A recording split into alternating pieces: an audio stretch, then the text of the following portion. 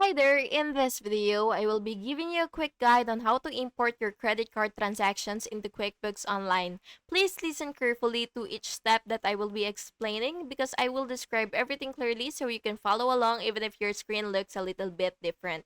So yeah, before starting, you have to make sure that your QuickBooks plan supports importing or connecting credit cards account so you will have full access to everything that you need. And by the way, you can also follow the steps that is currently shown on the screen right now, or you can just listen to everything that I say carefully. So yeah, first you have to make sure that you've already logged into your QuickBooks Online, which is on the left sidebar. You will see click transactions once you've already logged in, and then you will choose bank transactions.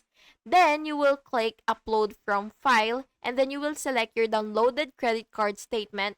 This file is usually in CSV, QBO, or OFX format. Then you will choose the credit card account that you want to import the transactions into. You will click next and map the columns from your file to the right QuickBooks fields such as date, description, and amount. Click next and then review your import summary and finally click import. If your screen looks different, the upload option might be under transactions, then banking, and then upload transactions. And once done, open the for review tab and check all imported credit card entries before adding them. And that's it. Thank you so much for watching this video, and I really hope that it was helpful for you.